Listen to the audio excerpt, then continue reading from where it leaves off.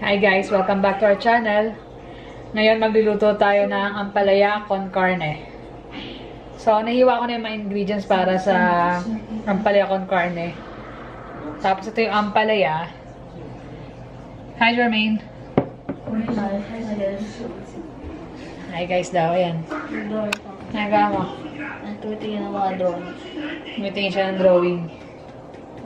Pa-practice siya. Pero hindi pa rin niya pinapakita yung mga drawing niya. Kailan ba, anak?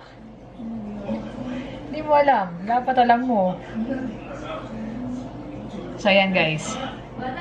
Before ko pakita yung ingredients, start mo natin sa ampalaya. Para mabawasan yung pait nito, lagyan nyo siya ng salt pagkahiwa nyo. Damihan nyo kasi ano nyo naman to eh. Huhugasan nyo naman siya mamaya. Tapos, nag-init ako ng tubig.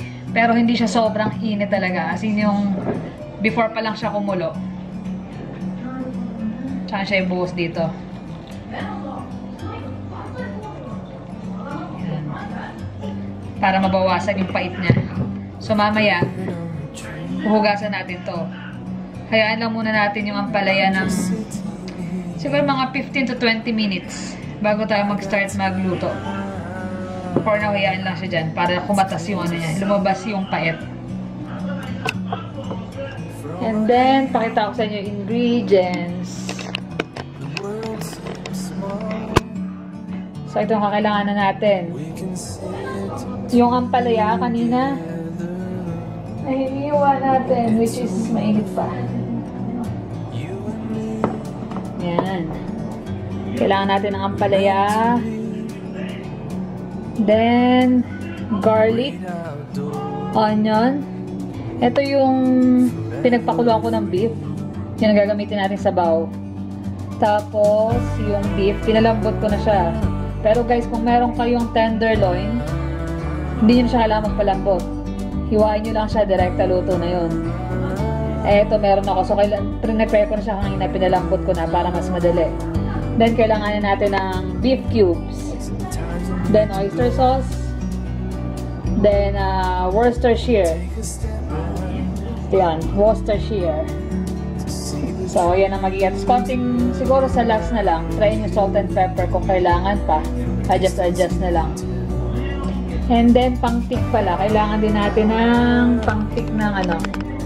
Last minute, pagka niluluto siya, mag-ready rin kayo ng kahit siguro 1 teaspoon ng cornstarch at saka lusawin nyo siya sa tubig.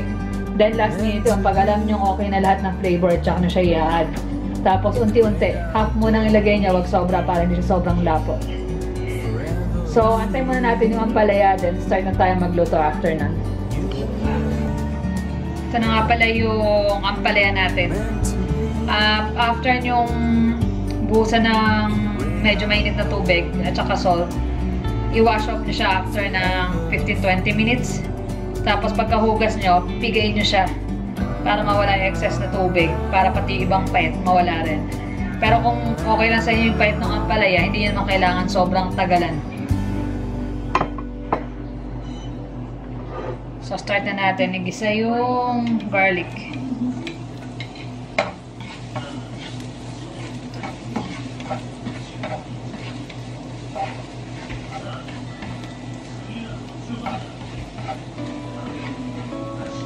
Suggest ko nyo guys, kung may tenderloin kayo, mas magandang gamitin yun kasi mas malambot.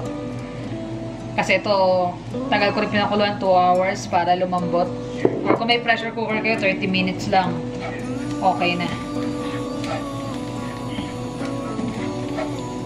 Pero kasi dito, grabe ang mahal ng tenderloin. So, hindi siya worth it. Yung isang malit lang na ganyan, kalahati ng buong tenderloin, nasa $41 na huli kong tinignan. So, too much para sa isang lutuan. Hindi siya worth it. So, ito nabili ko to ng ano, $10. Ganito karami. Iniwa ko siya ng maninipis. So, just imagine, magkano lang, wala pang $15 lahat ng ingredients na gagamitin ko. Lagyan natin yung onion.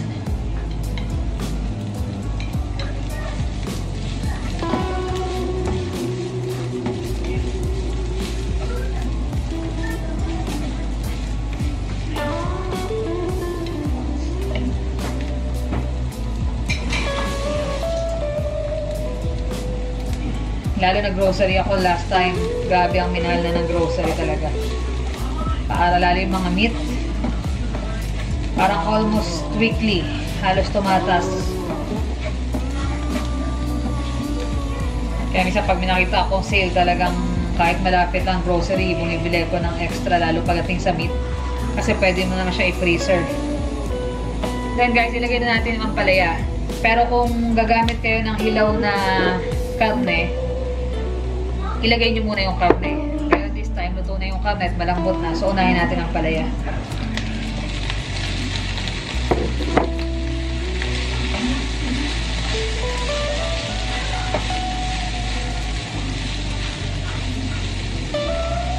Naaamoy ko na yung pait ng ampalaya.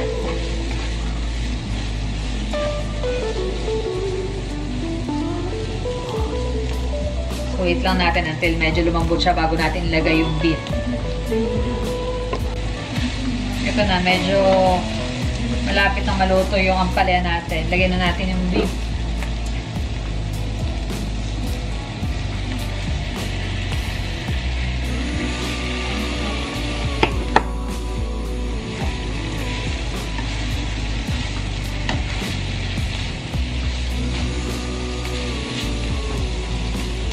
Dadalawang isip ako guys kung ilalagay ko lahat kasi hindi naman sila mahilig sa ampalaya. Baka matira lang, sayang.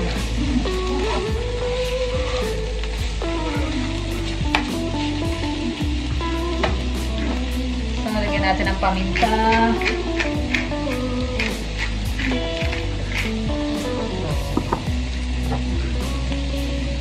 Oyster sauce.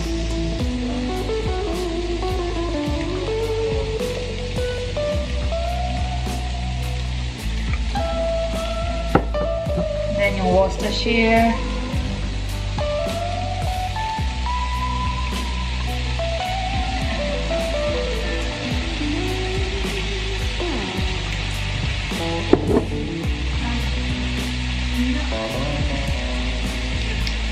Then yung beef cubes natin.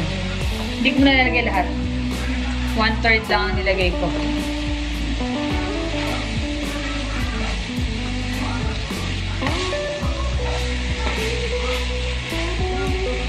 Pwede natin ilagay yung pinagkuluan.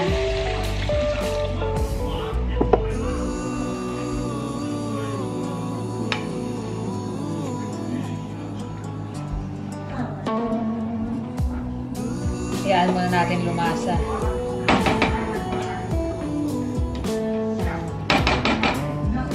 So for now, cover muna.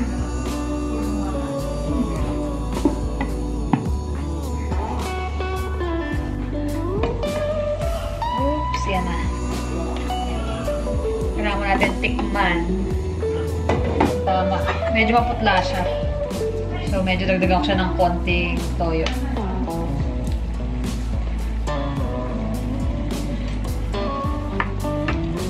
Konting toyo na lang.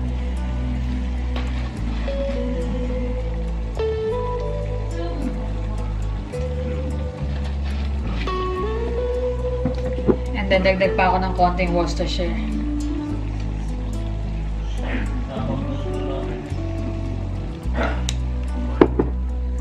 Then, pepper. So, depende na sa inyo guys kung paano yung gusto nyo sa lasa. Kasi ako gusto ko nalalasahan ko talaga yung lasa nito.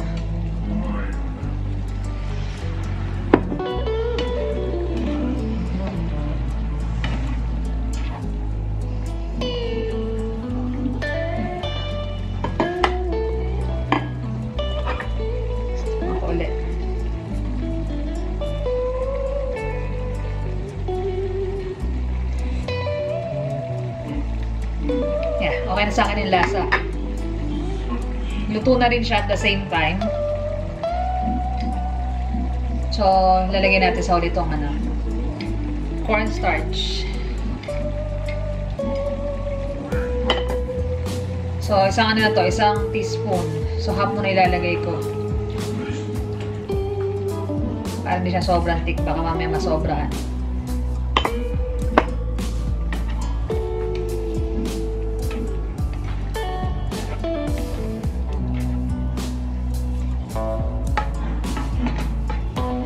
Then, hayaan lang maluto yung cornstarch.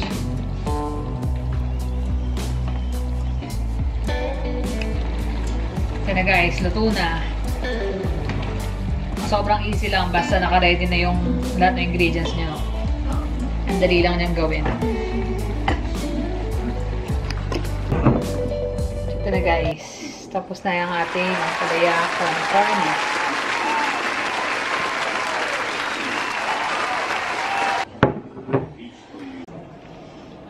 Shoutout ko nga pala yung boyfriend ni Sis Jazz Caranto. Actually, pasensya na sis, last time mo pa pala nga palang nirequest to. Medyo busy lang kasi kaya nakaligtaan ko rin talaga. Naalala ko lang kanina nung after kong mag-film. So, insert ko na lang to. Sis Jazz Caranto, yung boyfriend niya na si Gab Miranda. At saka sabi birthday daw niya. So, probably belated happy birthday na lang sa'yo. So, paano guys? Magpapaalam na kami. Naghahain na si Bunso, kain na kami ng hapunan. And by the way, shoutout pala kay Sis Jojo and Juju. Tsaka sa sister niya na si Josefina Hilomen. Kanina lang ka-chat ko si Sis. Tumawag pa nga siya actually. Thank you sa tawag at tsaka thank you sa time. So, paano? Paalam na kami. Tsaka thank you nga rin pala sa mga lagi nagme-message sa akin sa IG at saka sa FB namin. Appreciate ko yung time nyo para mag-message at mga musta. So, paano guys? Ito talaga. Paalam na. Thank you. Please like and subscribe. See you on the next vlog. Bye!